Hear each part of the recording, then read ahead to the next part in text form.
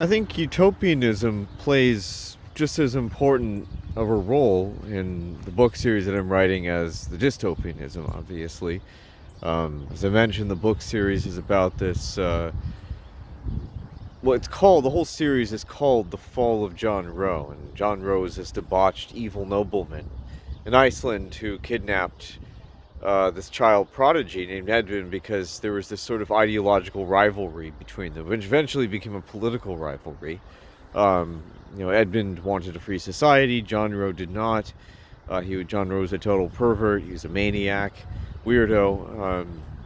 But then his legacy got passed on in all the way until year 2400, um, when it became this sort of dystopian society in the United States that carried on these sort of evil European traditions. And the dystopia was made up of these intellectuals, these who were ruling, pseudo intellectuals, I should say, and Dmitri, an artist, a mystical poet, an artist, was following in Edmund's footsteps. Um, but I think obviously the utopianism is ties into sometimes, or I would say often, the mythical aspect of the book series. The world, the mystical world that these artists, Edmund and Dmitri alike, use as a refuge, a mental refuge from the chaos, the violence, and that includes the muses, the female. I'm talking about the supernatural beings, the muses, the female, for these young, beautiful kind of. Sometimes they have been used synonymously with nymphs, a certain species of nymphs. Um, but I also think that there's another world that I think is very important, mythical world, that I at some point that I'd like to discuss in the book series, which I haven't had as much of a chance to get into yet, which is the world of the afterlife. I guess we could call it heaven, but that has too many religious connotations. There are indeed the seraphim, the powerful angels, but I imagine it as one of the moons, like an undiscovered moon in our cosmos, that is governed by this sort of monarchic republic.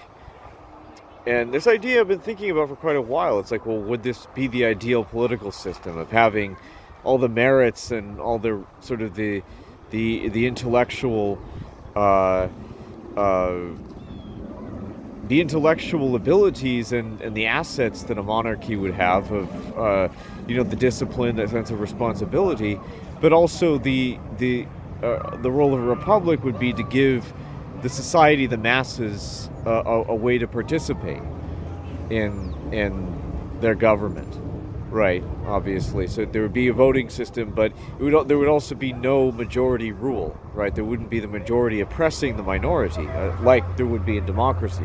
So unlike democracy, it would be sort of a more kind of intellectually, sort of morally disciplined kind of system, containing sort of both of those different elements, right? The monarchy and the republic.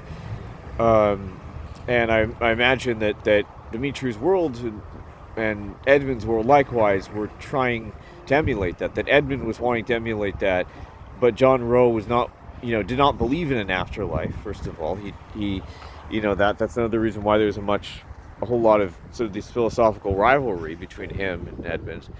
But I think this expanded to something broader. This kind of moral utopianism you see, this sort of paradise you see in that book that I discussed, which is C.S. Lewis's Out of the Silent Planet, which is this about this world where all the water is warm. There are these furry kind of creatures. There's different levels, a hierarchy of creatures depending on their own spiritual and moral development, right? But it is also an example of a paradise, depicted in science fiction. And I think that, of course, I think that C.S. Lewis is really the master at showing you these really beautiful landscapes, these beautiful worlds like Narnia, and so I think it gave me a lot to think about when I just started reading the summary, and at some point I would actually like to read the novel Out of the Silent Planet.